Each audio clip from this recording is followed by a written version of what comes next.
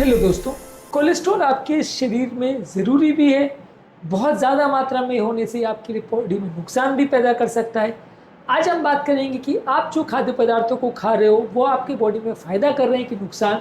कौन कौन से ऐसे खाद्य पदार्थ हैं जो आपके खाने में स्वाद तो बढ़ाते हैं लेकिन बहुत ज़्यादा कोलेस्ट्रॉल की सौगात लेके आते हैं, जो कि कई बार फ़ायदे के बदले नुकसानदायक होता है।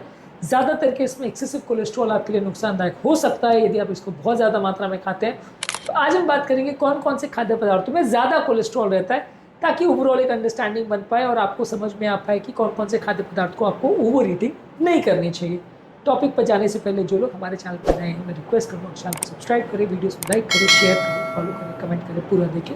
टॉपिक को इंटरेस्टिंग बनाने के लिए मिड पोर्शन में ट्रिविया सेक्शन में कुछ इंपॉर्टेंट पॉइंट्स आपको बताऊंगा जो आपको ज्ञान भी देंगे और हैरान भी करेंगे, और एंड पोर्शन में कुछ प्रैक्टिकल यूटिलिटी के पॉइंट्स बताऊंगा जो इस टॉपिक से मिली इन्फॉर्मेशन को यूटिलाइज करने में आपकी मदद करेंगे।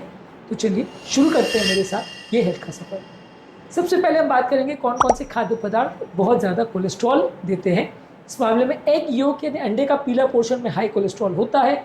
ऑर्गन मीट्स जैसे लिवर, किडनी या दूसरे ऑर्गन के जानवरों के जो मीट होते हैं उसमें ज़्यादा कोलेस्ट्रॉल होता है। शेल फिश यानी श्रिम्प, लॉबस्टर और क्रैम्प में काफ़ी हाई कोलेस्ट्रॉल होता है। हालांकि इसमें ओवरऑल फैट उतना ज़्यादा नहीं होता, लेकिन बाकी इसमें कोलेस्ट्रॉल ज़्यादा होता है। रेड मीट जैसे बीफ, लैम्प और पॉर्क यानी खासकर जो इनके फैटी कट्स रहते हैं उसमें कोलेस्ट्रॉल ज़्यादा होता है। प्रोसेस मीट जैसे सॉसेज, हॉट डॉग्स, बेकन और दूसरे क्यूर्ड मीट्स में काफ़ी ज़्यादा अनहेल्दी फैट्स और काफ़ी ज़्यादा कोलेस्ट्रॉल होता है। फुल फैट डेयरी प्रोडक्ट्स यानी फुल फैट मिल्क, चीज़, बटर, क्रीम में काफ़ी कोलेस्ट्रॉल होता है। फ्राइड फूड्स, खासकर वो खाद्य पदार्थ जिनको बहुत ज़्यादा डीप फ्राई करके बनाया जाता है, यानी कि आपके मार्केट में मिलने वाले ज़्यादातर स्ट्रीट फूड जो आप खाते हैं उसमें काफ़ी ज़्यादा कोलेस्ट्रॉल मिल सकता है। इसके अलावा बहुत सारे फास्ट फूड जैसे फ्राइड चिकन है या बर्गर्स है, पिज़्ज़ाज है, ये सारे चीज़ों में काफ़ी ज़्यादा चीज़ होता है, काफ़ी ज़्यादा कोलेस्ट्रॉल होता है, काफ़ी ज़्यादा ऑयल्स होते हैं। ये सारी चीज़ें नुकसानदायक होती है, ब्लड कोलेस्ट्रॉल लेवल को सिग्निफिकेंटली बढ़ा सकती है। बेकरी के ज़्यादातर प्रोडक्ट जैसे पेस्ट्रीज है, डोनट्स है, इसमें बटर और शॉर्टनिंग या पाम ऑयल या वनस्पति घी का प्रयोग किया जाता है, जो कि काफ़ी ज़्यादा नुकसानदायक कोलेस्ट्रॉल बढ़ाता भी है और बॉडी में इन्फ्लेमेशन और सूजन भी करता है, जो कि आपके लिए नुकसानदायक है। ये समझना जानना जरूरी है कि ये वो खाद्य पदार्थ हैं जो आपको ज़्यादा कोलेस्ट्रॉल देते हैं। प्लांट फैट्स में ज़्यादातर कोलेस्ट्रॉल डायरेक्टली नहीं होता है, लेकिन ये समझना भी ज़रूरी है कि प्लांट फैट्स को खाने वाले लोगों को लगता है कि उनका कोलेस्ट्रॉल कभी नहीं बढ़ेगा, जो कि पूरी तरह से गलत है। प्लांट फैट्स को यदि आप ज़्यादा मात्रा में खाते हो तो वो भी बॉडी के अंदर जाके कोलेस्ट्रॉल में कन्वर्ट हो सकता है, कि बॉडी में बनने वाला 80% कोलेस्ट्रॉल जो है बॉडी खुद ही बनाता है। तो इसलिए आप खाने में पूरी तरह कोलेस्ट्रॉल बंद भी कर दे तो भी आपका कोलेस्ट्रॉल बहुत लो हो जाएगा, ऐसा नहीं है। प्योर वेजिटेरियन लोगों को भी हाई कोलेस्ट्रॉल हो सकता है, ये जानना और समझना जरूरी है। और बहुत सारे वेजिटेरियन लोग को होता है, क्योंकि बॉडी कोलेस्ट्रॉल खुद ही बनाता है। और यदि आप खाने में पूरी तरह से भी बंद कर दोगे तो 15-20% का फायदा आपको देखने को मिल सकता है। पूरी तरह से दवा बंद हो जाएगी हमेशा के लिए, वैसा सोचना गलत है। अब आते हैं हमारे ट्रिविया सेक्शन में, जहाँ पर इससे रिलेटेड कुछ इंपॉर्टेंट साइंटिफिक फैक्ट्स आपको बताऊंगा जो आपको ज्ञान भी देंगे और हैरान भी करेंगे। सबसे पहले फ्रेमिंघम आर्ट स्टडी, जो कि 1948 में पब्लिश हुई थी, एक लैंडमार्क स्टडी थी जिसने पहली बार शो किया था कि बहुत ज़्यादा अगर आप खाने में कोलेस्ट्रॉल अगर लेते हैं या हाई कोलेस्ट्रॉल आपके बॉडी में अगर है तो वो हार्ट की बीमारियों का एक इम्पॉर्टेंट कारण होता है। डॉक्टर एंसेल कीज, जो कि काफ़ी फेमस और रादर काफ़ी इनफेमस भी है, उन्होंने ये शो किया कि यदि आप हाई फैट डाइट ले रहे हैं तो आपका ब्लड कोलेस्ट्रॉल लेवल बढ़ जाएगा, और ये हार्ट की बीमारी के साथ रिलेटेड है। हालांकि इसमें बहुत ज़्यादा कंट्रोवर्सी, और आज के डेट में एंसेल कीज की हाइपोथेसिस को काफ़ी लोग गलत मानते हैं, और लोगों का ऐसा कहना है कि सैचुरेटेड फैट से उतना कोलेस्ट्रॉल लेवल नहीं बढ़ता, और खासकर ब्लॉकेजेस उतना नहीं बढ़ते जितना कि लोग मानते हैं। तो ये थोड़ा सा कॉन्ट्रोवर्शियल कॉन्सेप्ट है। हालांकि गाइडलाइंस अभी भी यही कहते हैं कि उतना कोलेस्ट्रॉल आपको नहीं खाना चाहिए। अंडे के बारे में भी काफ़ी कंट्रोवर्सी है। हालांकि 2018 में जामा में पब्लिश हुआ था कि अंडों का सेवन करना सुरक्षित है, और अभी यूएस एफडीए ने भी रिस्क प्रोडक्ट्स में से अंडे को हटा दिया है। यानी जो एक योग के बारे में बहुत ज़्यादा कंट्रोवर्सी होती थी उसको खाए या नहीं खाए, अभी रिसेंटली यूएस एफडीए ने भी उसको हाई रिस्क प्रोडक्ट्स की कैटेगरी में से हटा दिया है। इसके अलावा 1976 में स्टैटिन्स का जब खोज हुआ तो पाया गया कि वो कोलेस्ट्रॉल के निर्माण को लिवर में कम करता है।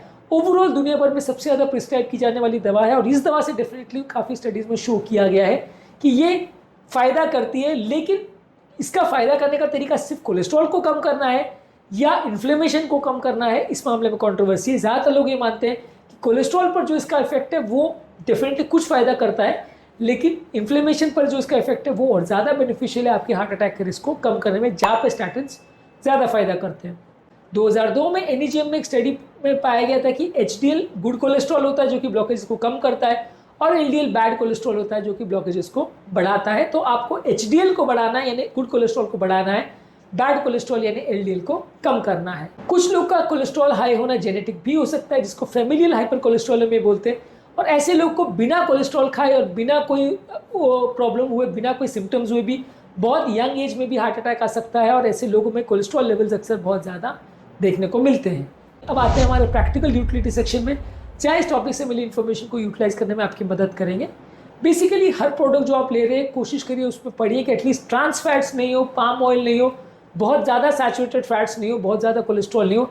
हालांकि सैचुरेटेड फैट्स को लेकर कॉन्ट्रोवर्सी है, लेकिन एज ऑफ नाउ जब तक गाइडलाइन चेंज नहीं होती तब तक बहुत ज़्यादा सैचुरेटेड फैट्स तो एटलीस्ट मत खाइए। प्रोटीन को ज़्यादा मात्रा में लीजिए, लेकिन वो प्रोटीन के स्रोत जो बहुत ज़्यादा कोलेस्ट्रॉल देते हैं जैसे रेड मीट और फ्राइड चिकन, वो उतने अच्छे नहीं है एज़ कम्पेयर। दालें हैं, अंकुरित चीज़ें हैं, चने हैं, सोयाबीन है, फिशेज़ है, ये कंपेरेटिवली आपको कोलेस्ट्रॉल उतना नहीं देती, तो ये ज़्यादा हेल्दी ऑप्शंस बन सकते हैं यदि आप प्रोटीन के सोर्स चाहते हो। इसके अलावा फास्ट फूड जैसे बर्गर, पिज़्ज़ा, फ्राइड स्नैक्स आपका कोलेस्ट्रॉल लेवल्स को बढ़ाती है, इसको अवॉइड करिए। डेली एक्सरसाइज करिए, आपके गुड कोलेस्ट्रॉल को बढ़ाती है और बैड कोलेस्ट्रॉल को कम करती है। इसके अलावा फैमिली हिस्ट्री पर भी फोकस करिए। कई लोग की फैमिली हिस्ट्री होने के वजह से उनके कोलेस्ट्रॉल वैल्यूज़ ज़्यादा आते हैं, उनको हार्ट डिजीज़ ज़्यादा होती है, डिस्पाइट द फैक्ट कि वो कोलेस्ट्रॉल बिल्कुल भी ना खाएं तो भी उनको बीमारी हो सकती है।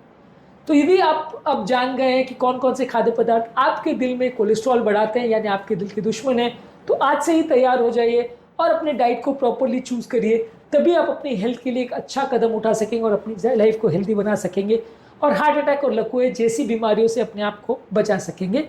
यदि आप अपना दिल स्वस्थ चाहते हैं, लंबी ज़िंदगी चाहते हैं, तो उसके लिए ये कदम उठाना ज़रूरी भी है, और इसको जितना जल्दी उठाए और जितना स्ट्रिक्टली फॉलो करें उतना ही आपके लिए अच्छा है।